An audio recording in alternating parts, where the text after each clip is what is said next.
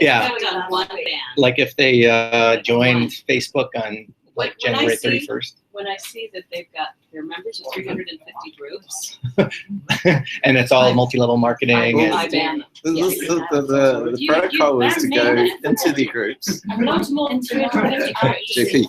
JP. Go into, I'm doing it right now. Here it is. Here's a dude. I'm just checking Alina out. Bitcoin, Bitcoin, Bitcoin, Bitcoin, Yeah. Bitcoin, Bitcoin. It's not natural. So It's unnatural. Yeah, It's- if they have Even I'm not into Bitcoin half that much. Bitcoin and something like travel or something like that, I'll And then let you them know in. they're human and they're not being chased. Yeah. So I ban them. Yeah. Wow. So I they accept it. Not even a, I I block. You got into the back end of one. Just hacked into it. Yeah. Did you? No, one of my network is an MLM, you know, Uh-huh. and he's very earnest about it. Uh-huh. That's how it goes. Thank you. Very good at networking. Food. So I like I said, So what exactly how you do it. So Getting the access details to us. Being serious. Yeah. Interesting. Very interesting. All right, guys, check this out. I'm gonna kick things off, but let's watch this first. Have you guys seen this yet? No, Today I did. not yet. Money's important. Saving for the future is important. Whoa! That's a wake-up call. Have you thought about the future? Have you thought about the Have future? you thought about it at all? Buy low, so high. What does that mean? You should be my money guy. I've got a better money guy. My money guy got me into Facebook early. Futures are up 3%. It appears the bulls are running. This is an opportunity. Have you thought about the future? You know what you want? Interest rates rise. You should get commodities. Annuity Bitcoin. bonds. High risk, high reward. What about your retirement? The time's low. The time is right now. Have you thought about it? Wake up!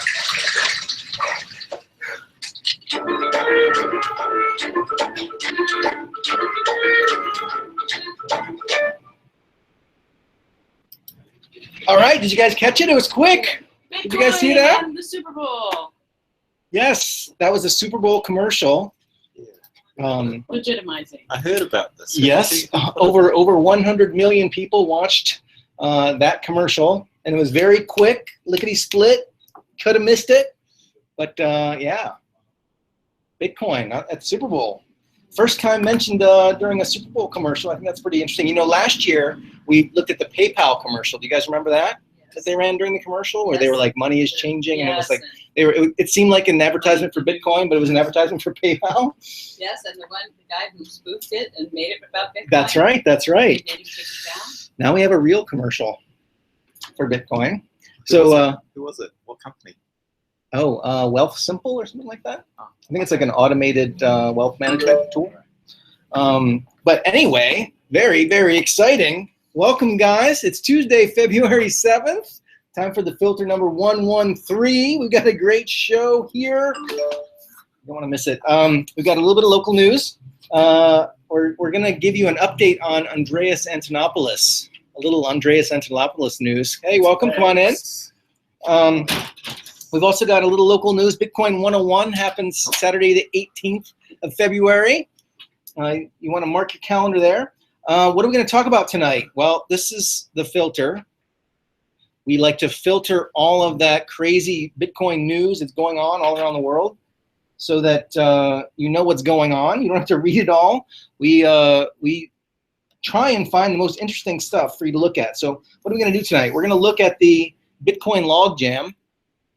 Bitcoin is having problems because it's a victim of its own success. It's a 6-lane highway and all it's totally full. So we're gonna get an update on that. We've got a debate between Bitcoin Jesus and Bitcoin Core. Oh. Yes, isn't that interesting? It's an epic debate, and there's an article that was recently published that talks about like kind of the he said she said of it all, and we're gonna walk through that a little bit. Of course, we've got our man Willy Woo in the house. Woo! And he's going to talk about fractals, pattern that he sees coming up? Is that a money making opportunity? Will? No, it's just No? a tautology. It's just that. Can we say it's a money making tool? Can I pump it like that? No. You could lose money with it. So it's All right. you want. I fully expect you to give us your plan for getting rich on this next little pattern you've identified. Robots. The robots are coming for your job. That's right. You guys ready? You guys ready to be disintermediated by robots? We're going to talk about that. Of course, we always go around the world. We're going to go to Venezuela. Venezuelan situation is getting. Hey, Luigi, welcome. Thank you. We're going to go to Venezuela. We're going to go to India. Did you guys see what's going on in India? They're giving digital money away in India. Yes. It's Ooh. Oh, that's exciting and disgusting at the same time. Yes. All right, let's kick things off, guys. I'm going to share my screen with the folks at home. Let's see if I can figure this out here. Oh, Ivana's here. Ivana's on Oh, it? Hey, yay. Ivana. Your fan club is here. All right, how do I get me out of here? All right, let's see what's what here.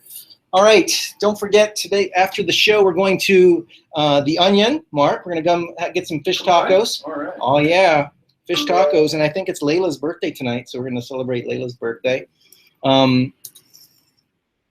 Local news: Andreas Antonopoulos is going to speak in Singapore. Anybody got a visa run coming up? Maybe end of March. You want to go see Andreas talk? He's going to be there March 20th. It's a little ways away. You got some time to plan. Also, rumor has it that we might see Andreas next Saturday right here in this room. No. You heard it here really? first. No. I'm Yes. not. When? Don't miss it. This Next Saturday or 1 next week Saturday? from today. Oh, It's a very right. special filter. You don't want to miss Saturday or seven Tuesday? 7 days from Tuesday. yeah, next Tuesday. Oh, Next Tuesday night. Saturday. Yep. I am gone. Bummer. Yeah. Well, you can tune in online. Aw.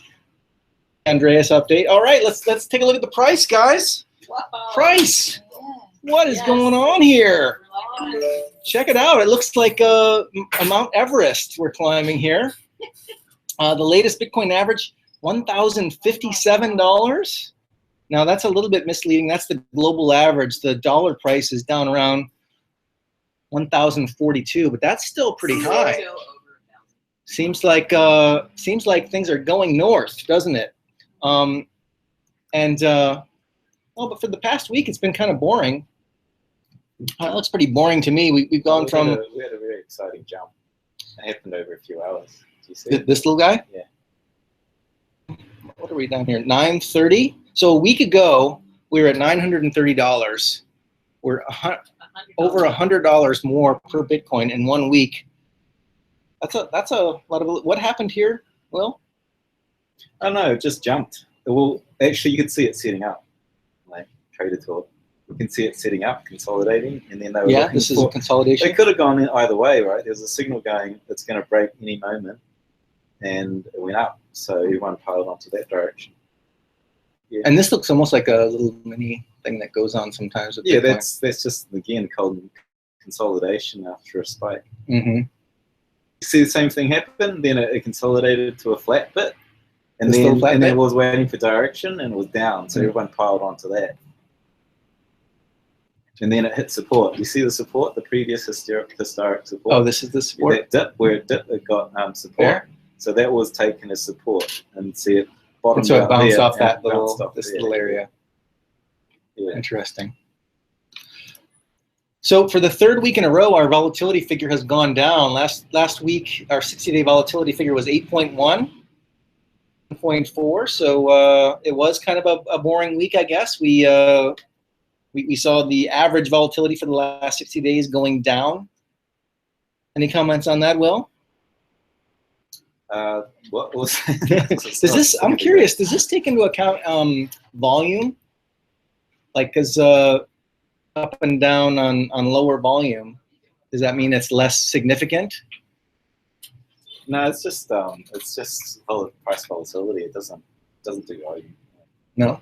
But yeah, don't you tend to see like when the price is consolidating, the volume goes down, and then when it reaches that point of consolidation, then again, there must be some relationship between volatility and volume. No? Well, usually the relationship between volatility and volume is the bubble. See the bubble? That's how much is traded next liquidity. So the higher the bubble, the more stable it gets. So you see these rising volume figures? Yeah. So like, see the little bubbles back in the early days? Think of these as pucks made out of lead, right? You could push around a little puck being a little trader. But here, the traders can't push it around. It takes a whole market to push it around. So you get less volatility, you know. Less volatility. You're a crazy guy or someone who just says, I'm dumping my 5 million of Bitcoin back there, and the whole market would crash. But now it won't, right? Now it's a yawner when I dump my 5 million. Yeah, because to get there's going to be $1 billion expenses worth of money to buy it off you, you know. So right. When I convert my spending, my expenses for the week into IDR, then doesn't affect the market as much. Yeah, that's got to pay for those drugs. I felt sorry for those guys when I just took the bottom out of the market just because I needed to pay my rent. But you'd be better off buying drugs directly with Bitcoin. Yeah. Oh, okay. It's safer. Okay. All right. Okay. Okay. That was for the record. Live broadcast on the web. Speaking of volatility, it seems like people are talking about volatility more and more, even to the point where they use it as clickbait. Can you believe this, Will? Using volatility for clickbait, the key Bitcoin indicator is dropping like a rock. What could it be? What could the indicator be? It's volatility. Diminishing volatility. Bullshit, right? Because it's dropping like a rock over 6 years. Yes, rocks usually fall a little quicker than that, don't they? Well, it's not 6 years. This is 2019. That's like, I don't know, 18 months from now, something like that. You know what? You're in trouble because you've got like a line in the sand here. This thing is like getting cut and paste all over the internet. In case you guys didn't realize, this is Will's graph being used at Bitcoin. But look at this. Go back to the previous. See, that was like 3 or 4 months ago, and do you see in the previous graph it bounced back up and it didn't push the trend line. What, the volatility jumped back up? Last peak. Oh, this one. That one, yeah. See, we were on the downward side of the last peak. It's holding. And these guys. It's holding. Yeah, I'm pretty confident. Well, I mean, and it seems like, volatility can seem like a boring topic, but more and more people are kind of, when these things, this prediction date is when volatility may go below the USD New Zealand dollar cross, and in which case it would behoove you to hold Bitcoin as opposed to New Zealand dollars. And then presumably like later on when at some point in time, Bitcoin could be less volatile than the US dollar itself, at which point in time it makes more sense to hold Bitcoins than dollars, right? And what happens then? Well, actually, it's interesting because as we get down to that zone, I have to change the graph because like volatility is measured between two pairs, right? Okay. So at a certain point, you have to measure in terms of Bitcoin. You're measuring the volatility of US dollars, not Bitcoin. So we've got to against trade weighted currencies. Maybe it should all be against a basket or something. Yeah, Bitcoin against the basket. It should be a trade weighted basket even now because we're picking up the volatility of US dollars in this graph. It doesn't matter right now because it's way up in the 7% versus, it's probably significant. Should really change that graph. Yeah. All right. We'll expect to see the new one next week. Okay. All right. No problem. All right. What's going on with Bitcoin, guys? Check this out. This is in case you don't remember, what we're looking at here is the suggested cost of a Bitcoin transaction. Well, when you send money, usually it's a percentage of the total that you're sending. $1 million, it's it's some percentage in order to send that value. Because we're really in the next block in the blockchain, the thing that really costs is the space. The fees are a function of how big your Bitcoin transaction is. Complicated Bitcoin transaction with lots of inputs, lots of outputs. Maybe there's a script involved with your Bitcoin transaction, or it's a 2 of 3 multi-sig transaction. Those transactions are bigger, they're more costly, and what this graph is showing is how much you need to spend for your Bitcoin transactions. So this is the suggested Bitcoin transaction right now is 90 Satoshis per byte. That works out for a regular Bitcoin transaction to, I don't know, between 20 and 30 cents. So Bitcoin transactions used to be 2 cents, 3 cents, 4 cents. You could even submit transactions with a 0 fee, and eventually they might make it into a block. Kind of over. In fact, there is a log jam. I mentioned jam. This is it right here. These are all of the transactions that are waiting to make it into the next block of Bitcoin. So a Bitcoin block is 1 megabyte. 50 megabytes of transactions backlog. There's 1 megabyte for the next block, and there are 50 megabytes worth of transactions that want to be in that next block. Okay. Pay 90 Satoshis per byte or more. You really can't expect to be in that next block. So, and this is a dynamic figure, right? This thing is being calculated on a moment-by-moment basis. If you submit your transaction in the midst of a big surge, you could get caught, and it may not be confirmed for quite a long time. So this is the problem that Bitcoin faces at the moment. Kind of a good problem because it means that Bitcoin is being used. I mean, it's a bit like it's a victim of its own success. What was that analogy with a restaurant? Like, don't go to that. Nobody goes to that restaurant. It's too crowded, or something like that. But it's actually the problem with that. You still get the goods. You're just waiting for confirmation that you still get whatever it is that you've purchased. Well, here in Ubud, we use Bitcoin to buy a meal. Like when we go to the Onion tonight, we will buy, our fish tacos with Bitcoin. And Mark is gracious enough to allow us to leave before one confirmation shows up. But it's possible that we could be a bad actor and submit with a low fee, and he won't be able to spend that money that we bought the taco with until tomorrow or the day after. And that's kind of a bummer. It's okay for small ticket items, but for use as like a remittance system, or if you're buying big ticket items, you really have to submit your transactions with the proper fee, because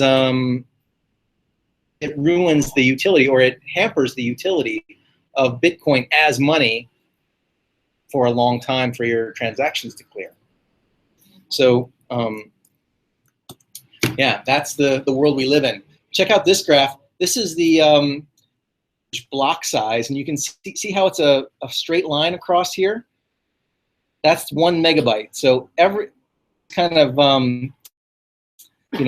vertical lines is a block, and all of these blocks are bumping up against this threshold of 1 megabyte. So the blockchain is full. The other thing that's interesting about this graph is the mempool size. This is over the last, 3 or 4 days, and you can see the mempool spikes way up. So there's a lot of Bitcoin activity, and then the Bitcoin network catches up, but then there's another flood of activity, and we're right in the midst of another one, a big spike in Bitcoin activity. And this right here is a list of transactions. I like to look at the oldest transactions in the mempool, and it goes all the way back to February 4th. Transaction from February 4th into a block yet. So what's today, the 7th? Yeah. So for 3 days, action has been sitting in that mempool, waiting to be cleared. So it's not ideal. It's the Bitcoin network is full. Now that translates into more money for miners. It's an incentive for miners to fix the problem, because as long as they're keeping the network up, then they make more money. that's what we can see in this graph right here. This is miners' revenue per block in terms of Bitcoin. So every 10 minutes, the miners make 12.5 Bitcoins, right? So there's 12.5. That's like the basement. Now, everything between 12.5 and this is what they make in fees, right? So on a given day back in, when was this? August 7th, 2016, they were making 12.5 Bitcoins for the block reward, and then a little less than 1 Bitcoin or half a Bitcoin in fees. Fast forward to today, the difference between 12.5 and 13.75, so over a Bitcoin and a quarter in fees. So we went from half a Bitcoin to over 1 Bitcoin that they're making with fees. So you can imagine if you're a miner, profit from the congestion on the network. You can charge a higher toll to use Bitcoin. This is the paradox that we find ourselves in right now, where capacity, but the people that provide the capacity are quite happy to have us wait and charge us more. So how does this get resolved? I don't know. Doesn't sound any I paid different than- $2.50 for a transaction this morning. $2.50. Yeah, that's getting up there. It's getting Yeah. close to a wire transfer. Yes, it is. Yeah. Well, and especially if that's a transaction of $5 or $10, you've got a huge. It ends up being a huge percentage of the transaction, and it starts to only make sense to move large amounts. And that's not good if you want to buy fish tacos at the Onion.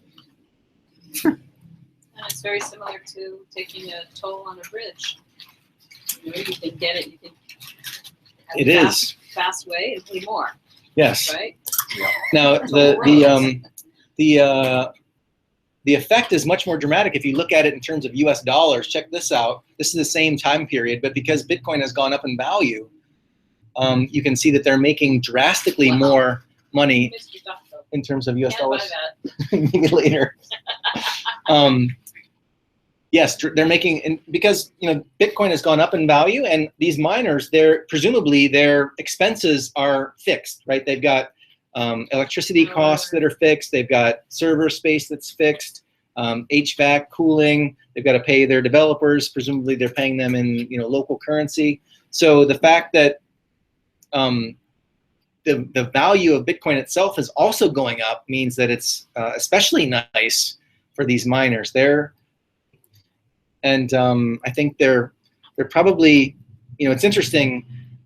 They have a quandary, because if they don't solve this problem, then maybe Bitcoin or a competitor to Bitcoin comes along game, right? They've got to think about the utility of Bitcoin itself, kind of long-term thinking. They've got to give up revenue today in order for the sake of Bitcoin health. And unless a majority of the miners make that choice, well, it seems we're at an impasse. Here is the medium confirmation, and basically this is how much time it takes for a Bitcoin transaction to make it into a block, confirmed by the Bitcoin network. Cursor. Minutes. You block every 10 minutes, and presumably we would like our transaction to block possible. That's what was happening way back here. When is that? August of 2016. So it was right around 10 minutes. But Right. Here we are. What was it? Median, right? Ah, okay. So wait, that's 10 minutes. Yeah. And this is like on this day, it was 6.7 minutes. So it was below 10 minutes. So on that day, transaction, it would go into the next block in less than 10 minutes. Fast forward to today, and we're seeing days with the average time of 24 minutes. I mean, this is not... Essentially 3 times higher, right? Now, on average. Yeah, on a bad day. Or even on a neat, right in the middle of the vertex where we are right now, it's like 16 minutes, is it? 16, 17 minutes. Yeah. It used to be 6. Mm-hmm. Does it mean if I want to buy pizza somewhere in Hong Kong, I should wait 10 minutes just to confirm a transaction? Yes. If the pizza joint doesn't trust you, Well, you can do a few things with the point of sale, which is what we do here. We warn the merchant if there's a low fee submitted, a replace by fee, which essentially allows the user to resubmit the transaction. So there's ways to mitigate that. I mean, the case for a restaurant goes away if they have to wait 10 minutes. I mean, you don't want to pay the bill and then sit around for 10 minutes before they let you leave. It simply won't work. So there's a way to do it, but yeah, it involves a little bit of and it involves trust. Until it makes sense to the block, it could be fraudulent. So you have some point of trust who can earn money. Because it's kind of man in the middle, the man who is a point of trust, the same as for certificates. Trust. Yeah, you can have like a guy go hang out in the restaurant and like be the third party trust. You get like BitPay, that's yeah. Well, there's a lot of things you can do to detect a problem, and I think it's okay for small transactions. I mean, we've had a Bitcoin economy here for the last couple of years. I'm not aware of any merchant ever having a double spend situation happen. So I think that's been even the cool thing we have happening here. But things are changing. It also is a lot less. Unfortunately, it's a lot less attractive for the user. Me with my Bitcoin on my phone, if I'm going to pay a $2 fee to buy a $5 taco, Not doing it. yeah, and true in places where things are much less expensive, and in Prague, and it only costs $1 to have a coffee, but it costs 20 cents. Even the cheapest transaction right at this moment would be 20 cents. So he can't buy things like a cup of coffee. It just goes away. That's So just going to get worse, right? It'll be its point. well, I mean, this is something we need to keep our eye on. I mean, if we get segregated witness and Lightning Network, then we should be good to go. We should have like problem completely. The real cause is overpopulation. If there were less people, this would be. Yeah. Yes, we should call the herd. We should call the herd. How many people have Bitcoin? We just want to identify who you are so we can kill you. All right. You can buy those hits with Bitcoin, by the way. Yes. Oh, God. Is it the same if you buy Oh, it's a stuff dark with crowd here. It's very dark. You're swimming with the sharks when you come in here on Tuesday night. the currencies are the same if you're buying something with a dash?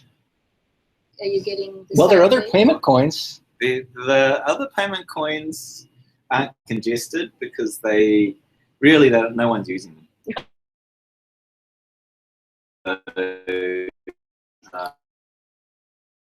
Yeah. Competition would be good in that case. Right. So, pay coffee, it's in an area nice, but is, I don't know, 25. So you can see the balance is very within 2% probability that swing up to 6% value. Right. No one's doing it. I'd rather stick with Bitcoin and not. Probably, right? Yeah, that kind of. It's all moving. Yeah. Shifting. We're in that in-between area, and all of us are kind of defining this together.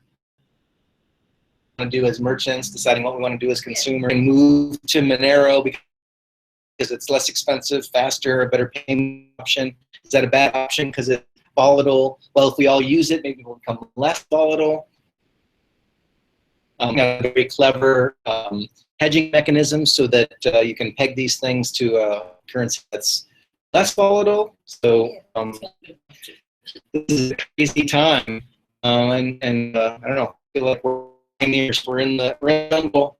We've got our machete. We're slowing through, figuring it out as we go. It's not a problem. But probably the space now of Bitcoin is just you're sending one gold transaction, and who cares if you pay $2 if you're spending $1,000 a week? ADV cash is still recommended? I think that's one of the Zapo is pretty good too. They're pretty trusted.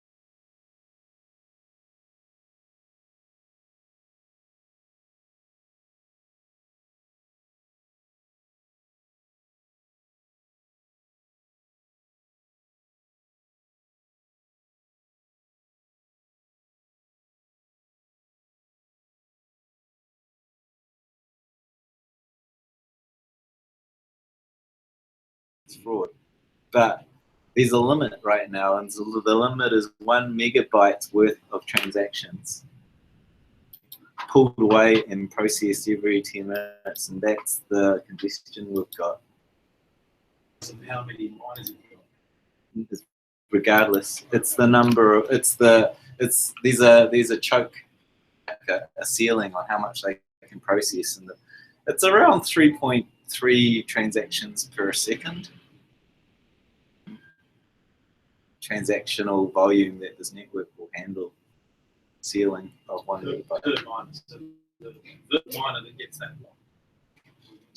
For the network. So basically, when a miner finds a new block, they're chunking away. All those miners are chunking away, trying to find the next block, but only one will actually find it.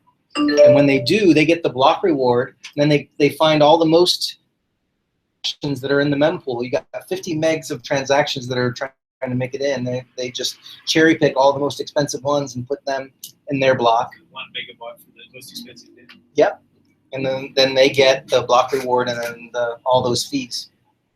Transactions you think are like trading transactions, not actual like buying, selling, trading transactions. Traders like trading currency and Exchanges. yeah. I think a lot of it is that. Like most of it would be that, right? You can see it.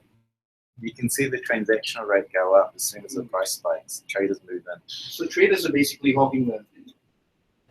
Last week we proved that at least some of this traffic is probably just creating network traffic on the network to make a point. See this as a problem, and they're creating very, very expensive transactions. We looked at a transaction that cost $87 US for one transaction, but he paid like 120 Satoshis per byte.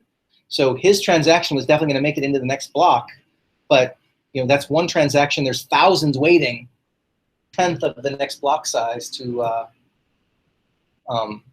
for his one transaction. Roger just spent $13,000, didn't he, on mining a block that was too big? Yeah. Yep. Why did but you that's think a different. that? That's a different scenario, and I think that was a mistake, not a on purpose thing. This it's called a flood attack, right? You flood it with transactions, you pay higher. This is the cheapest way to attack the network, right? Like there's a graph. I've got a graph. Someone got graphs and everything. There's a graph, and it shows we are at $100,000 a day of transactions for the miners, the fees per day. Right. So if you were to pay for the electricity and compete with mining and out the network, it's something like millions and millions and millions of dollars, right? 18 million or something like that per day. Whereas it only costs $100,000 of fees per day. So I could just spend $100,000 fees per day. No one has got their transactions through because I outbid them. 120 because everyone's trying to outcompete. But to attack the $17 billion network, $1 a day, it's like, would I want to do it? And I was like, if I've got, say, $50 million of Bitcoin to buy, I would attack the network. I'd pay $1 million, I'd lock up the network for 10 days, people would bail, the price would crash, I'd buy those coins, and then let it rebound. It's not like, would a government decide to take down Bitcoin by buying half the network? Tens of millions of dollars. For 100,000, I could start attacking. There's a really good article that we posted in the Facebook group, The Passion of Bitcoin Jesus, How the Blockchain's Most Beloved Investor Became Its Most Polarizing. It could very well be that this Bitcoin Jesus incentivized to create this spam network traffic because he sees it as a problem. He's trying to highlight the problem, and he's also trying to highlight the problem, which is something called Bitcoin Unlimited. To allow the Bitcoin miners to signal how big they want the blocks to be. So when the unlimited in Bitcoin Unlimited means that you can make a block of unlimited size. So when the mempool gets to be 50 megabytes, you know that, hey, I want to make a block that's 50 megabytes big. I make that block, will that be accepted by the network? And so, yeah, that's where we are right now. There, like, some portion of all those Bitcoin miners are these Bitcoin Unlimited miners. Past 2-week period, one of them tried to create a block that was bigger than 1 megabyte. So they saw, like, you know, all these computers are chunking away trying to find the next Bitcoin block, and Unlimited miner found it and made a block that was larger than 1 megabyte. About 23 bytes larger, wasn't it? Was it 23 bytes? Something ridiculous. So it was 1 megabyte plus 23 bytes? Yeah. Just slightly, maybe to see if it would, well, anyway, the network rejected this block, right? So that miner lost 12.5 Bitcoins, which at today's price is about $12,500, plus the fees, which is probably another $1,000, maybe $1,500. They didn't lose them, they never had them, did they? Hadn't tried to make that bigger block, they would have kept that. It's in the Hello universe. We don't know whether if they changed the code, whether they would have won the block. Quantum physics, you know. Like, and the thing is, you know, it's a battle of ideas, right? Trying to get all these miners to run Bitcoin Unlimited. Bitcoin Unlimited nodes tried to create a bigger block, and they lost the block reward. Publicity for Bitcoin Unlimited, right? How many people are running Bitcoin Unlimited? It's about, let's see, I've got that figure. There's about 5,700 nodes, and 21% of them are. What about miners? I don't know. I think this is a percentage of miners, so maybe I misspoke. Signaling, right? It's mining. Yeah, they're signaling Did you know that they're running people Bitcoin. can't support more than one? Like, if you look at the breakdown, everyone is supporting one of these proposals. No one can actually vote for more than one. I'm assuming no one can vote for more than one, which is a bit weird. Yeah, I think they're mutually exclusive at the moment. Which is weird because SegWit is a layer on top. You can be SegWit and unlimited. So why isn't anyone voting for more than one? That's why I don't see. That's just messaging signaling. Well, if you look at the way the votes are going, there's been no blocks yet that have voted for more than one. Witness, and it has peaked at around 25%. See, like, are they actually running the software? That's the question. I think you they can are. signal and run core, right? I mean, I don't know if it actually verifies that they're running the software, but they're definitely, which presumably if the entire network were running Bitcoin Unlimited, these guys would go along with it. Aggregated witness. Do you hear the throttle down the block size just recently, last week? They throttled it down? Unlimited throttled down to 900, or like if you processed at because max of that capacity, mistake. there was a bug. So yeah, there's a lot of talk in this article about Bitcoin Unlimited being not as their act together as much as the Bitcoin Well, the Core actual folks. the commit that went in that caused the block that was too big didn't even go through any kind of peer review. It was actually directly committed into the. That's what they said. Oversized one. It was like the entire network of Unlimited to throttle down their max block size to below 900 Ks, and it was holding up the network. Some bigger blocks because there was a bug in the software that if it was max, it was being rejected by the network. So It sounds a bit kludgy if they just simply dropped it down to 900K just to try and keep away from this. temporary clutch, they patched it. Yeah. And someone from Core said that if you looked at the code, it was never audited. There was like no peer review. Yeah, but you know, this is a political game, right? And we're in the land of fake news, and perception is reality. And these things are kind of volleyed on Reddit, there's lots of. I don't know what reality is. I mean, I'm not a coder. I can't go look at that code and say, yeah, he didn't review it. And all it takes is someone to make a comment like that, and it kind of spreads like wildfire, because this is like this is politics. This is people getting involved, right? And they're, you know, it's very easy to just say something. Can't really verify. It just kind of goes along, and you've got people on both camps, not unlike the situation that we see for voting. Like everybody who hears something good about Donald Trump and they're predisposed to that, they believe that, and everyone who's against Donald Trump and they hear something bad about that, they adopt that position. And we've got these two camps, segregated witness on the one hand and Bitcoin Unlimited on the other, and it's I mean, one of these two lines has to get like somewhere in here to actually, so that everybody can, the new software we're going to run, right? It's a civil war. Are you worried for your Bitcoins? I've hedged a little bit, but I think something will work out. The price is going up, so there's not a lot of worrying going on. Well, the thing is, I mean, it could be a lot higher. It could be that we're not able to go to the restaurant and pay with Bitcoin. I mean, that use case may go away. Yeah, but it turn into a holding of value, usable currency. That's right. That's I right. think that's what's happening right now. And not any sort of trading be done on a larger volume. Bitcoin is becoming virtual gold. You know, when we're not spending it, we now need a virtual silver to go with the virtual gold. But if we get segregated witness, we don't have to come up with another coin that's got another exchange rate, another volatility level. That's a whole different level of politics right now that's going on. Well, you know, Bitcoin was supposed to be apolitical, and yet here we are. Exactly. You know, we were supposed to let the machines decide, but now, you know, we've created this system that's totally inflexible. It's like a force of nature. Yeah, we're gridlock, you know. We're repeating what we've repeated in the past. Whenever there is a road on which commerce can be transacted, toll takers all show up, and you get a traffic jam trying to get on. If I could just have a moment of I told you so. I mean, 3 years ago when I first came along to this, I did say Bitcoin is not designed for buying a coffee, and you know.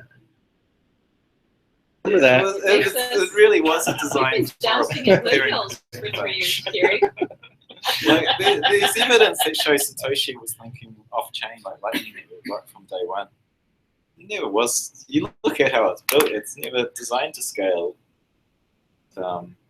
With, you know, all the world's transactions on that. It was designed to be a store of value to replace gold. Right, but it was supposed to be digital cash. That was right in the title of the paper that he published back in 2008.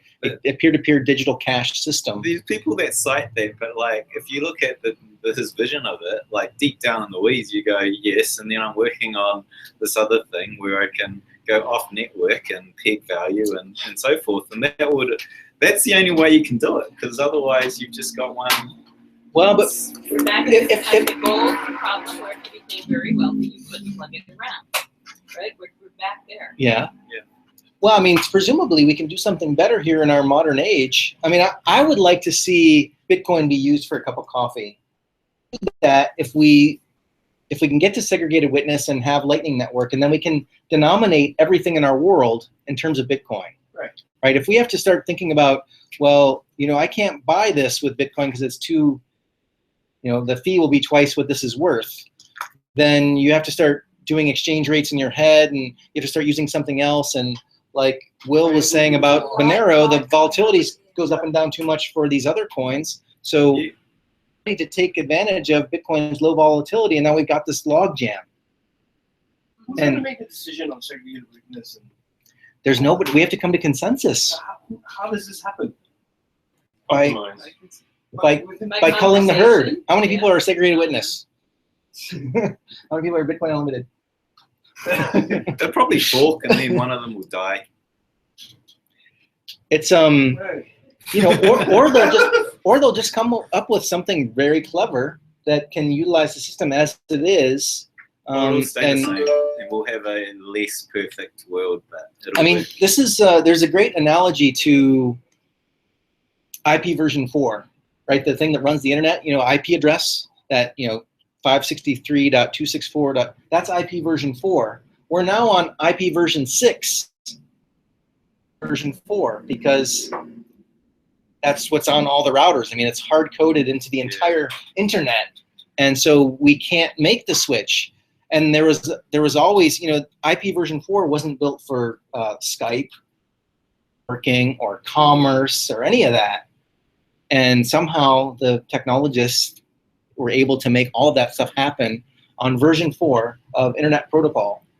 Yeah, it's really that's a really good analogy, right? So like version 4 is like we ran out of IP addresses, right? So 6 gives you like number above, so enough for like 10 IP addresses for every person, or huge big figure. So what we've done is you like get that IP address, and then within there you split it out using NAT technologies. And it's pretty similar with, if we don't get SegWit and do Lightning Network in a decentralized way, we'll get now with Lightning Network that's involves trust. Mm-hmm. You have to trust someone to take it off chain, and we'll have all of these people that we'll trust, but the main backbone will be trustless, and it'll be like IP version 4 address splits off. Yeah, like Hubud probably has one IP address, and then when you get on the Hubud network, router gives you an individual IP address that's behind the NAT that he mentioned. And the analogy to Bitcoin is maybe there will be a payment processor in Bali, and they will basically hand out do all the Bitcoin exchanges, and then maybe once periodically reconcile with the actual Bitcoin blockchain, right? So it's a similar kind of layered approach. So how far away in terms of timeline do you think we are away from this fork or this decision? It has to be made, right? Because look at the enough right now. Have to. People just need to switch to Bitcoin back. SegWit expires in about 10 months. Yeah, 10 months we'll know a lot. Time limit. It's not a. There's mining pools that are paying out via debit cards now. Mining pools providing debit cards. Oh, really? Yeah. Instead of paying out via Bitcoin. Your credit card. I should pay out in Monero. Yeah, let's get the volatility down there. It does feel like we're being herded in that debit card direction. Like we're being moved around to where the system needs to go. It's amazing how they try and recreate the old system in the new system with MasterCard. How about that? Or like they're trying to do now, like let's have a Bitcoin ETF. It's like what about what Bitcoin was in the beginning? It's like you want a horse-drawn Ford. For me, it's a little bit silly, but I don't know. Maybe it'll get us there in the meantime. Timing, Yeah, it's not ready to be a pain. All right, Will, you ready to take over? Yeah, sure. Yeah, let's hear from our man Will. Okay. Take it away. Do you need the? I need the mouse. Do you want the controls? So who's been trading? I know Mark has. This one's for Mark then, I guess. We all got rich. All the people who aren't here this week got rich last week from your trading advice. Is anyone trading in this room other than Matt? I don't trade. I try to time my buys, but I don't really like. Bet on the list we've got Okay. in the chat room. Yeah, like I don't know. It's just like This is Ethereum. Trading. Right? I was gonna go. If anyone had any questions, we could just open up for questions. But remember the early days of Ethereum? Yes. And it was like crazy. Does anyone see a pattern here? I see a slope going down, and then a little blip up, and then another going down. Let's go. Where's my options? Let's go. What? Well, 4 hours. Let's go to the 5-minute chart.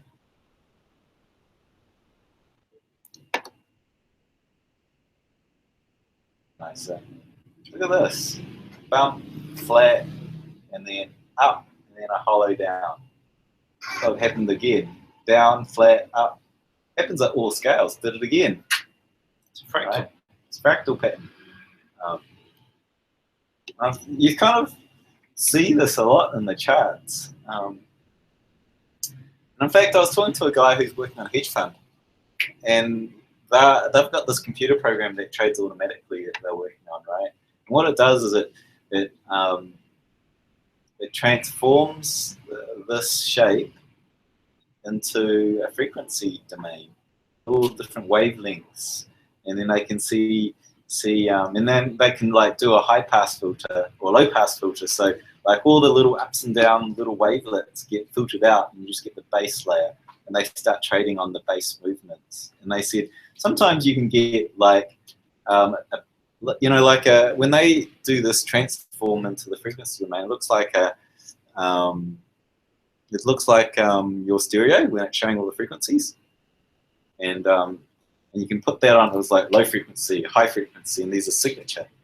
And sometimes you see the same signature, and it's shifted up higher. And when like you, an octave higher or something? Yeah, like that. And when you bring it back to this, it looks just like big pattern. And then on top of the big pattern, sometimes you see the little patterns. So there's a fractal nature to this stuff. So you might see a pattern like when you're looking at something over the course of an hour, then you could zoom out to a month, and you'd see the same pattern happening over the course of a month. Yep, right? Exactly. So it's quite, and it's not really talked much about in trading, trading sort of rooms or like the Investopedias, because there's no indicators or anything. You know, most people like seeing indicators, but fractals is just complete. Like emergent. I don't know. Relies on your brain to pattern match. Deja vu is often a glitch in the matrix, don't you? Yeah, maybe deja vu is a fractal. What about the Schumann frequency of the planet being now up around 36, the highest that we've ever seen before ever? How's that measured? Literally electromagnetic frequencies of the vibration of the Earth itself is now at 36. That's phenomenal. What it used to be, 22? 7, yeah, a long time ago, but yes, it's literally almost doubled years. And right now, which is why a lot of people are literally going crazy, bodies are adjusting. Anything that's on the planet is adjusting. What is it measuring? Sorry, I have heard of it, but I don't know what they're measuring. What are they measuring? They're measuring the actual frequency, the vibrational frequency that the planet is emitting, coming out of the bowels of the planet, and everything on it, being us, is having that frequency coming into our bodies, which is creating great confusion at first and letting go of old emotions or rising above it, like an evolutionary process. Is electromagnetic? Yes, yes, yes. Megahertz, yeah, megahertz, 36 megahertz. 36 at peak. Hertz or megahertz? Hertz. Hertz. It's And not I think you megahertz. can actually hear the sound. Like Everyone, if they kept quiet, can actually hear this Right. high-pitched becoming louder and louder. By I know I've been a lot hungrier lately. Well, no, 30, no, 30 seriously, hertz is and subsonic. everybody is exhausted, feeling great weariness, and This is so coming out that of that has to have an effect on what this big peak and this big delay, and squeezing things to go that way and this way. It's all wait. like There's no emotion involved in that. capital F. So what you're saying is that it's going to go higher, right? Yeah. Well, this is the balance. The balance of the planet. Yes. It's all planets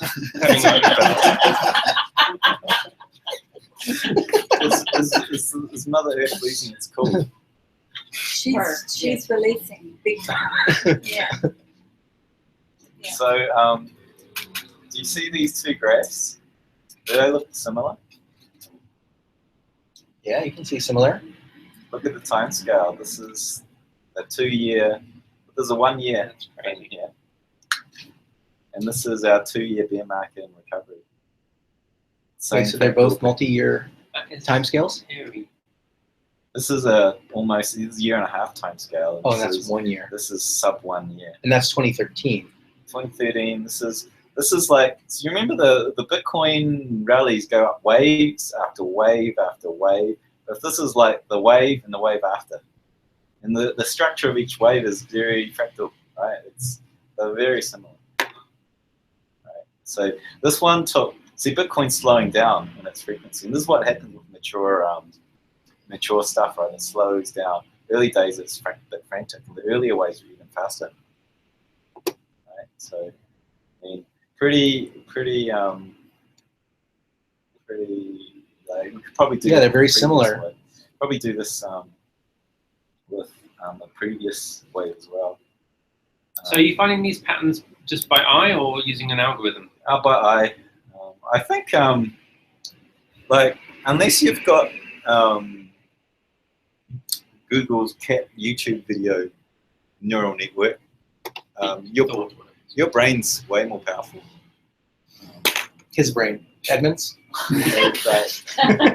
Apparently, like, what is it? You are very smart, Edmund. This sort of calculations to do pattern recognition like this. It's massively parallel processes. I heard Google open source their machine learning engine, so maybe you ought to like dump your numbers in there. Well, have you heard that? I don't know if it was true. Get dog's noses and eyes. Like, if you get every single computer on the computer network, on the internet, every single processor we got, combine it all together, a few years ago, it wouldn't even have matched one human brain in power. It depends on how brain is work. What's that? Because really, the frequency of brain is very, very slow, but we have a lot of cells. Very massively parallel. Yeah, but in computer engines usually have much less cells, but much more connections between them. Not really compatible. Well, for pattern recognition, you need parallel processes. Yes, but not all of your cells working for the pattern recognition. In the best scenario, less than 1% will work for this photographic recognition. Right. Okay. Because a lot of cells responsible for like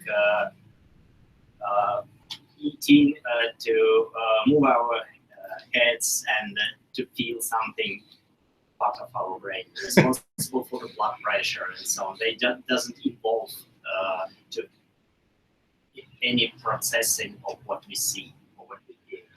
I'd say that a lot of those processes are pattern recognition, but you don't, you say pattern recognition with your eye, but actually when you hear stuff, it's pattern recognition. Yes, yes. And when you taste stuff, it's pattern recognition.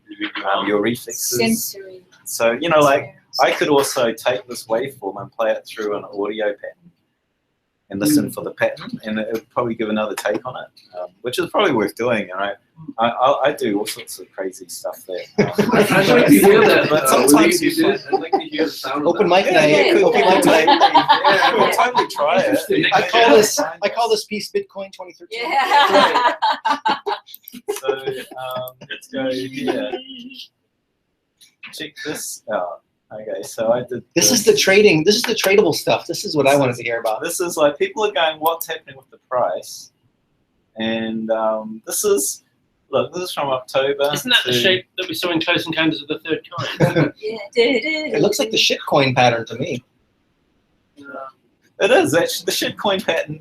The shitcoin pattern, if you guys aren't familiar with it, is this is the imprint of human psychology, which is mania, a dump, a dead cat bounce, and then it ends there, right? Yeah, you can tranquility. look 20, what is it? The Great Depression had that on the stock market. 2008 had that.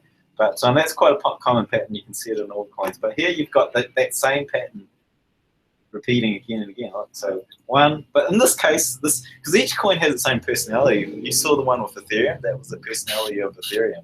This is Bitcoin, and Bitcoin looks like this recently.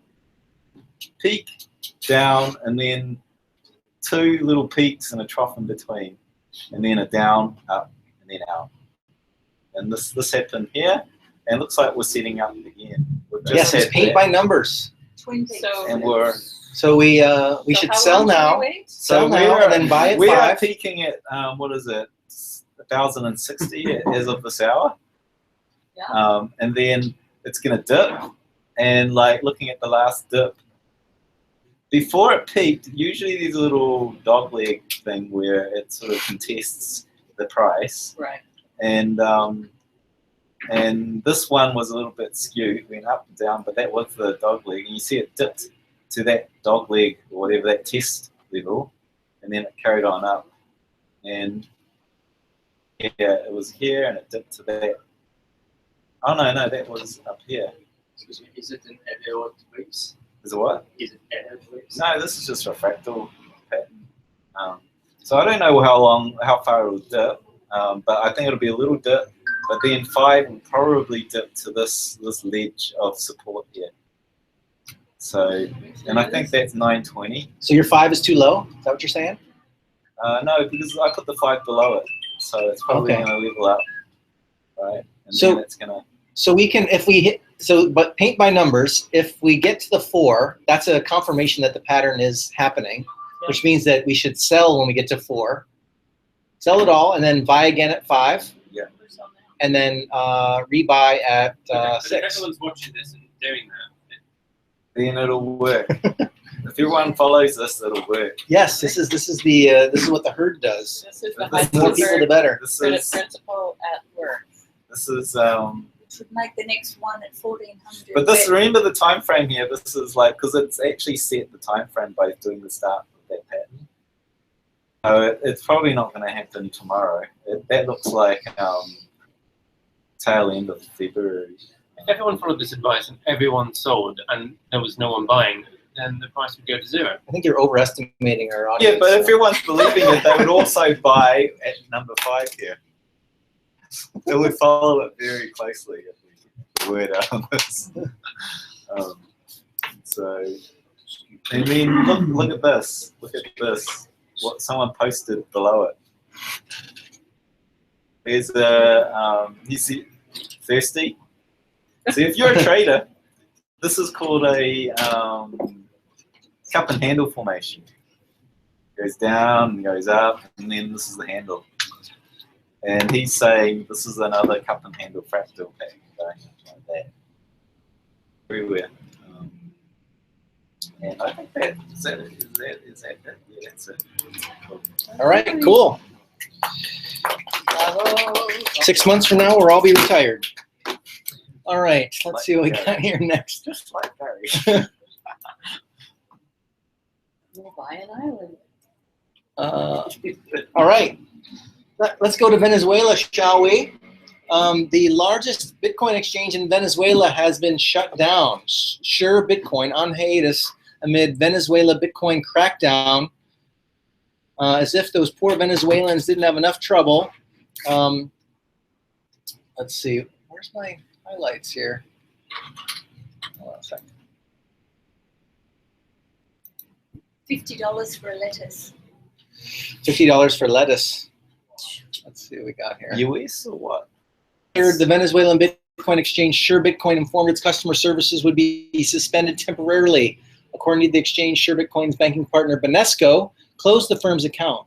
The news comes shortly after the recent crackdown on Venezuelan Bitcoin mining activities in the region. So, you know, they've got basically free electricity in Venezuela.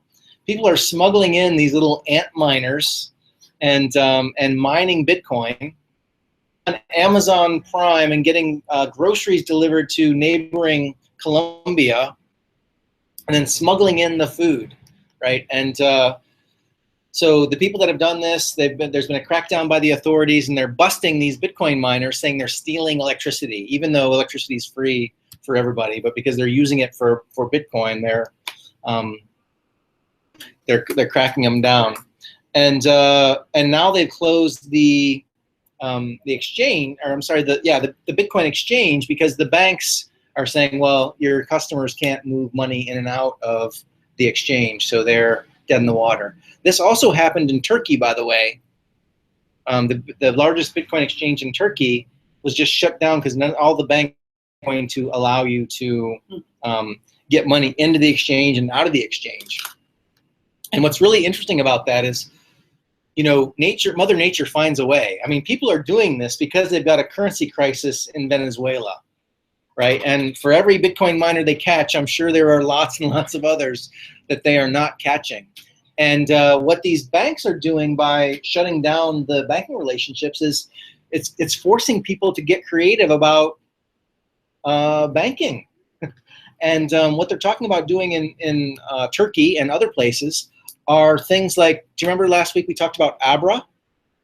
Yes. Where you're turning actual people, right? So let's say that I'm in Venezuela and I need Venezuelan currency.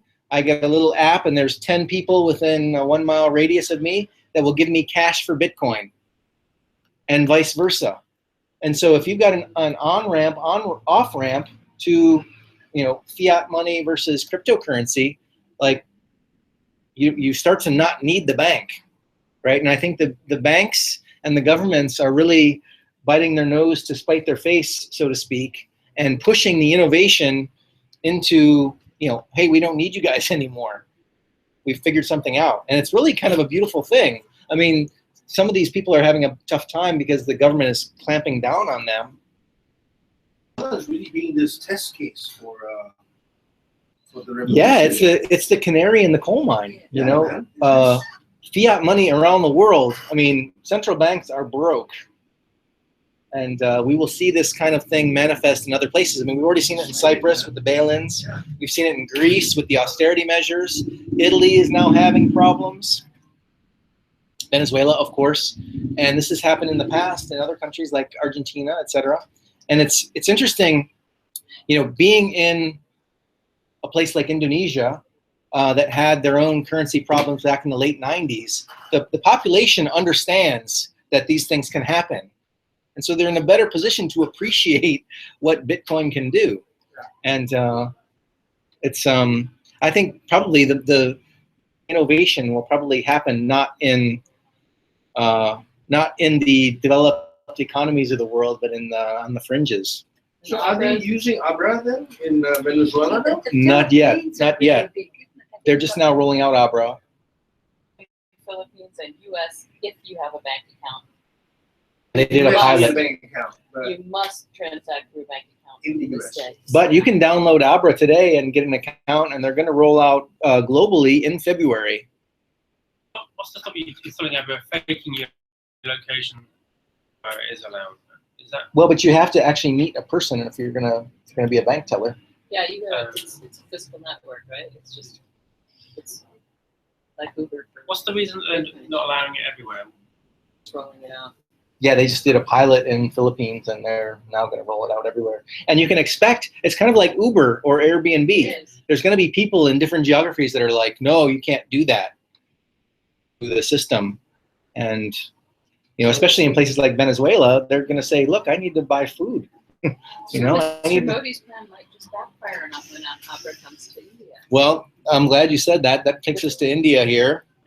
I got my little plant, JP, taking us to our next story. On these Tuesday nights, India, two largest banknotes, took 86% of the currency out of circulation overnight. And, you know, it's amazing how gracefully they've weathered this, although we did play videos of people, you know, rushing inside the banks and getting hit with canes, you know, to stay in line, etc. But they are really pushing people into this digital currency, where to the point where they're giving away, I think they've given away over 15 million, the equivalent of 15 million US dollars, and what works out to $25 per person, which is $25 is a lot of money to an Indian person. Yeah. But it's being done on a random basis, and they're giving like, hey, you won the lottery. Hey, here's $25 for an individual person. So they're getting all these people to sign up to these digital payment mechanisms because, hey, my friend won $25. So people, let's get on board. Same thing with merchants. They're having giveaways for merchants, and they're moving their entire population onto this government-backed digital currency regime. So it's a national digital currency. Yes, they've got they've got their national fiat currency, but the digital payment mechanisms they're trying to get everybody in. So this is what we got wrong here in Ubud, right? We just needed $15 million to give away. Yeah, we needed the lottery. I'm surprised someone hasn't done that already. So India has its own digital currency. Well, they have their own digital payment mechanism. They still have the Indonesian rupee, right? I'm sorry, the Indian rupee. Right. And they've taken everyone's cash away, and they're saying, hey, go get yourself a smartphone and get your payment mechanism, and people can pay you on your phone, and you can pay them on your phone. And by the way, you might win $25. You only need a phone. What currency? Yes. In Indian rupee. In India. Yeah. So it's the fiat currency, but the payment mechanism is digital. So they can now like monitor the entire population, collect taxes. That said, capital controls are for real right now in India. Indians are trying to pay overseas bills they can't refund. Really? Particularly if it's over $1,000. Yeah. Huh. This is So yeah, that this would is have that would have from right now. initially it only affected the very poorest people. But if you can't pay your international suppliers, Correct. which is what the problem they had in Greece when everything froze up there. Putting a flag on anything over $1,000. Right. So these governments and these regulatory regimes are in place to protect the citizens, but you end up getting kind of hit by a truck. The Venezuelans got hit by a truck. The people in Cyprus got hit by a truck. They're going to protect their own interests, Well, not people's. We need this is what happens with a monoculture, right? In farming, if you plant one crop and something goes wrong, like you starve to death. But if you plant several things, then if something bad happens with one, you've got an alternative. And really, we've got a monoculture in every country. If you're Greek, takes a dump, I mean, you have no alternative. You have to start bartering, or extending credit to your neighbors, or So why do we need money again? Well, we need money. I mean, it serves a social purpose, but we've only got one in any given place. We've only got one option, and if that option goes away, like if you're in Venezuela and all of a sudden, the money you earned is worthless. An alternative way of Right. Well, and that's why we get together on Tuesdays and talk about can we do that. Like, let's say the whole money system goes away tomorrow, like all the ATMs stop working. At least we can go have fish tacos at Mark's place. We've got a little bit of Bitcoin. Yeah. But the thing is, he's got to buy fish for the fish tacos, and probably the guy he buys fish from does not take Bitcoin yet. So that's really that's the social experiment. Right, that's the what we need to have happen. We need to try and get those things in place. Society needs to see Bitcoin in a certain way before that actually protects us in the event of something bad happening.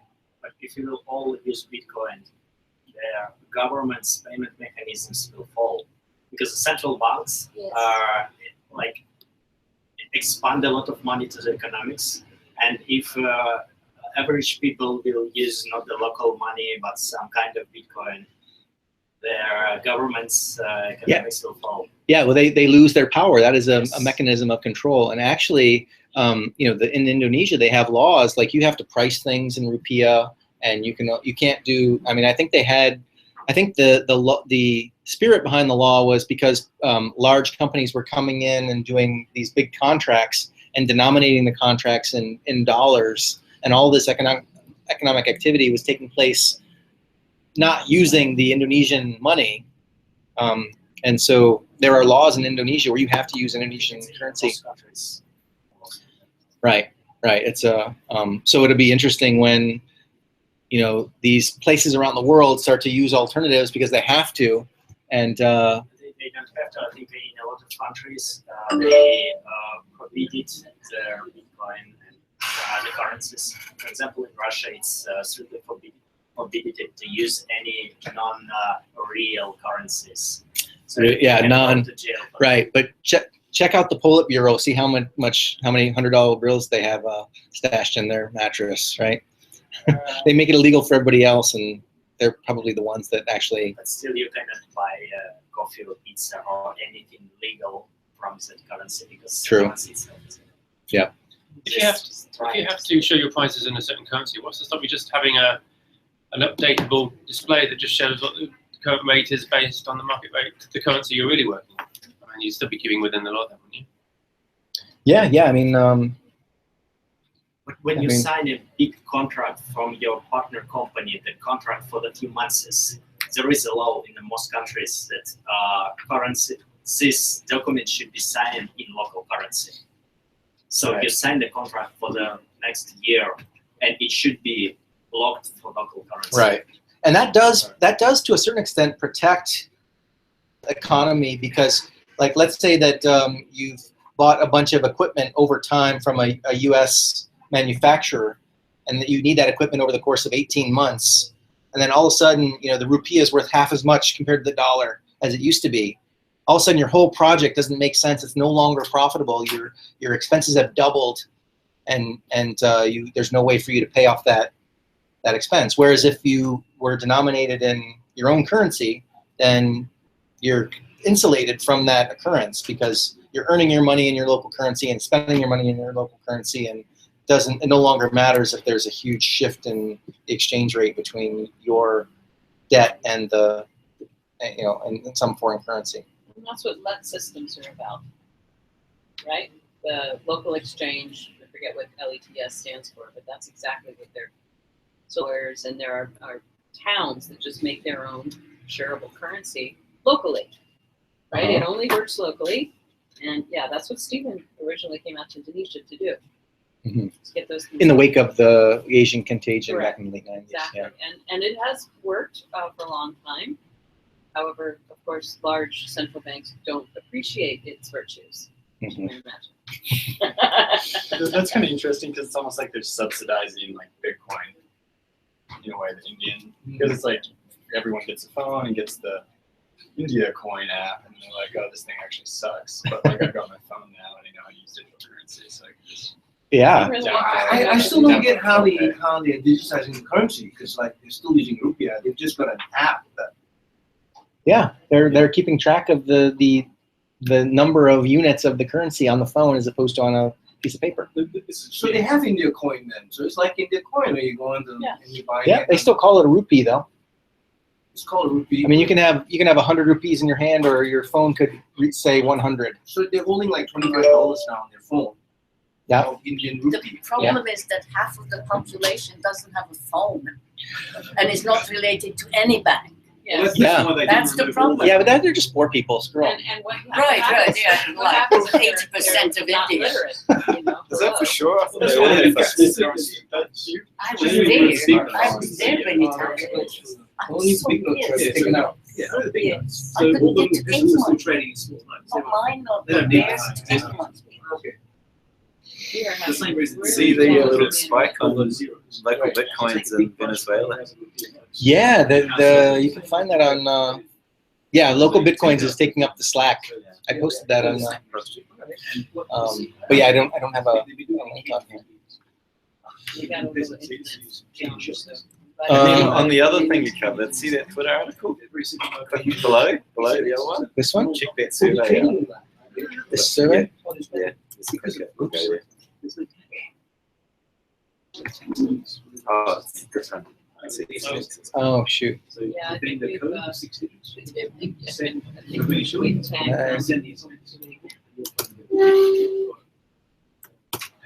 This is really interesting.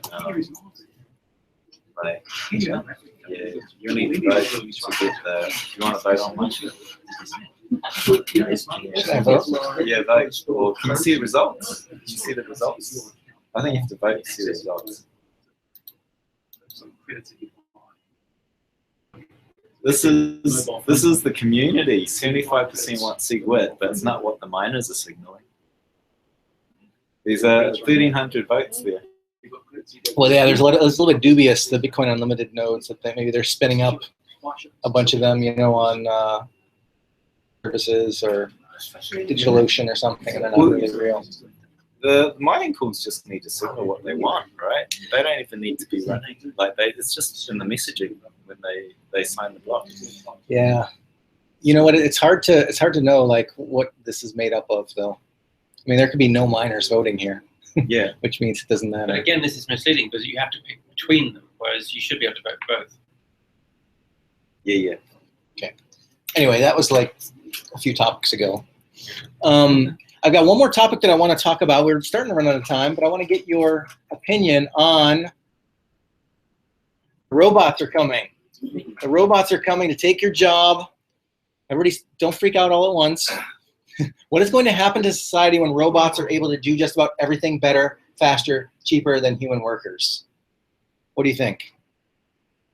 You know, this is, we were just talking about, you know, a bunch of Indians who don't have phones. They live on less than $1 a day, but the robots are not going to come for them, right? They've already figured out how to live on less than $2 a day, right? It's all the people who gave up their $2 a day lifestyle to go move to the city and work in a factory, right? And now they're making, you know, lots of money working in a factory in town. They've forgotten how to be subsistence farmers, grow their own food, and then now their jobs are going to be automated away.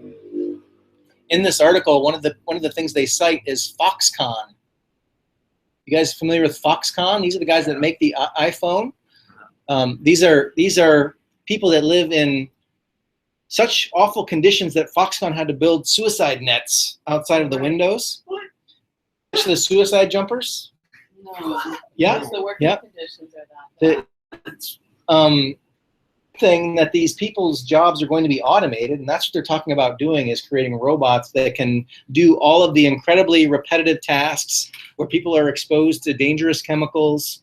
In general, it's a good thing, but you know, you've got thousands and thousands of workers that are working in these factories. Yeah, they're making more than $2 a day, but you know, they're no longer in a farm where they can grow their own food if their jobs are automated. So and by the way, this is happening not just to, you know, factory workers in China, but it's happening to lawyers and doctors in the United States. This is also a white collar phenomenon. You know, I think there's an example here. Your barista, your local barista could be a robot. Doesn't need health care, doesn't take breaks, doesn't, you know, look at Facebook instead of serving customers. But my point is, it's not just the factory workers, it's not just the coffee makers, it's now lawyers, doctors, white collar workers. They've even shown that robots can write news stories and fake news stories. Yeah? One question is, does anybody look at how many people do we need to tune these robots, repair them, make them, program them? Yes, robots will make the robots. For the small, for the repetitive task in Foxconn, it works, it is great. But for the doctors, I think we will need much more doctors to make these robots which will not look at the Facebook instead of the patient. Mm-hmm. The robot is better, but it's more expensive, and we need more people to actually have this robot. Mm-hmm. Well, I hope you're right, and this is what has happened in the past. You know, in the turn of the century, we had a mostly agrarian society in the United States. 80% of the people lived on farms and were farmers. And now, fast forward 100 years, and only 2% of the people are farmers, but yet our grocery stores are still full, and we're still doing just fine. And we found, you know, who knew that SEO engineer would be a thing, or, you know, you name some new profession that exists now but didn't exist before. However, there is an increasing rate of change, and some people say that now it's different. And in the United States, I think 30% of the workforce is involved in some way with transportation or warehousing. And if we get, self-driving trucks and cars and automated warehouses with Amazon, and within the course of half a generation, 30% of our entire workforce is no longer needed. I mean, what do you do with a guy who's been driving for UPS for 10 years? Automated UPS truck, and what do you tell that guy? It's a new enlightenment, is what it is. I agree with Oliver. It drives manufacturing local because you can manufacture robots competitively locally because they're the same price worldwide. Yes. What it doesn't do is it doesn't. Like, I've yet to see a robot that thinks creatively. So this what happens there is when you localize manufacturing is you get the creativity next to the manufacturer, so you can close the feedback loop and iterate quicker. And so people just go towards the things. You just look at what are robots really good at and what are humans really good at, right? So robots have about 1 million times or 1 billion times less processing power. So we're probably decades away before they can outthink our minds. So they're not very nimble. We have to train them. If you look at like a Tesla plant, they spend months setting it up, getting the action perfect, and they're trained by a human because we've got that ability to be dexterous, right? So there's all these things that humans are good at, robots aren't. So they're not going to replace us. It's just that we'll shift into other areas, and a lot of it could be creativity. There is no labor cost advantage for the factory, but there is labor cost advantage for the making robots. So we can move factories from the China back to US, but the question will be where will be the labor cost of the people who make these robots and maintain them. So we can make America great again by building the robots in the United States? Some kind of. So what does Oliver say? A boring, repetitive task should be done by robots. Have you ever worked in a factory or driven for UPS? Creativity is the foundation of knowledge. People will be free to be more creative, and knowledge should be advanced. If the resources get distributed, but if the manufacturing is decentralizing, then the wealth should be decentralizing too, right? Agreed. And that's the real shift, is like away from this idea that our labor is defined in these very specific terms, and that's all that these monetary systems are doing, is ascribing money to labor, that's the value that we have been perceived to bring. What if that's not the only value that we bring? Well, the people say the danger is that there will be a greater concentration of wealth. Like someone will create robots that are better baristas than a barista, and all of that money that would go to like a million baristas around the country goes to a small company with a robotic solution. But do you think that barista's life purpose is to be a barista? Or in fact, maybe they might be something more creative. Or they might live in their parents' basement. Contrary to that is like, because he's thinking from a industrial age economy of scale point of view. We're saying in a decentralized economy, there will be 1,000 coffee machines, and there'll be like 1,000 different types of robots built by 1,000 people in 1,000 places, all catering for the edges, and creatively doing coffee better in their own region. It doesn't matter because we already solved this problem. There is few companies who earn a lot of money. There is a lot of people who cannot earn enough money. So we have a government who take a lot of taxes from that company. From the rich people in US, I think it's more than 50% of income. They pay the taxes, and then the government shares these taxes with like the nation, with the population. I think the same will be for the barista. If someone will make a robot which is much better from any other robot, the governments or some kind of social government will take taxes from them and share it with all these former baristas, for example. The same as we can see in Uber in France, I think. They solve this problem. So if Uber will work there, okay, but you have to pay for all taxi drivers who left their job because of Uber. Oh, there's also a tendency in Europe. It's a grassroots movement to demand basic salaries for every citizen. Yeah, the universal basic income. Right. Yeah. That'll be a good experiment. So someone's at Finland that's trying that right now. Yeah. It's always, so far, the real experiments have worked in India. Really? They have That's worked. great. And then they just kind of buried the research. They don't want people to know. Well, as the robots take over, I guess the utility of people is no longer labour, but it's as consumers. So if the people that are investing in robots are going to sell something to someone, they need to have someone do the buying. So the universal basic income It's got a is actually a circulator. protection for the ruling class who own the robots, who are now making increased profits from people who are no longer working, but they still need to buy stuff. Although, so it's like Where would the consumers get their money from? Where would the human consumers get their money from? they're They haven't getting got it jobs. from the universal basic income, like we're saying. The government pays you to live. That's Right. basically Why just not cut out the middleman and just correct. get rid of the humans? I fundamentally disagree that there'll be a ruling class that make all the robots. I'd say that it's decentralized. It's like 3D printers are accessible. What if there was no ruling class and we own the robots?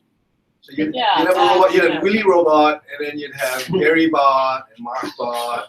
We'd all be like playing golf or by the beach. Gin and tonic. Well, guys, I plan to do my part tonight by consuming some fish tacos at the Onion. Can a robot That's drink my gin my and value tonics add as in good as- Ubud is consumption. That would be more So, successful than the and with that, I think we gotta leave it. I just want to draw your attention to a great YouTube video called "Humans Need Not Apply." It's a little bit too long for us to watch together, but it really addresses this: "The robots are coming. The robots are coming." Question. Yes, Check they that are. out. And there's all the tabs we didn't get to. We're coming to you live from Ubud. We do this every Tuesday night, 5 p.m. local time at Ubud, and Ubud's nice enough to give us a free place to meet. So if you find yourself in Bali next Tuesday night, we will be here. You want to be here. And you want to be here next Tuesday night. It's going to be a special one. And of course, you can join online. Is it a mystery what exactly it'll be? Not really. I think the cat's out of the bag. Right. So should we prepare? We can prepare. Okay. You need to tell us then. What Okay. we should be. Well, most people just need to show up. Question. Where's the link that you often bring up that has all of the other 200 altcoins and Bitcoin at the top and the volume? That would be Where is CoinMarketCap. Market, CoinMarketCap. marketcap.com. Yeah, you want that? 17 billion. Okay, if you want to find me on Twitter, I'm Gary, and my handle is @DyksterNet. You can also find Mr. Willy Woo at DangerMouse117. And don't forget to join our Facebook group. This is where we find all of our stories to talk about. This is where we find the robots. This is where we find the Venezuelans. So many bots want to join our group, you know. It's Facebook/groups/Bitcoins in Bali. And thanks for coming tonight, guys. We'll see you same time, same channel next week. Happy our time.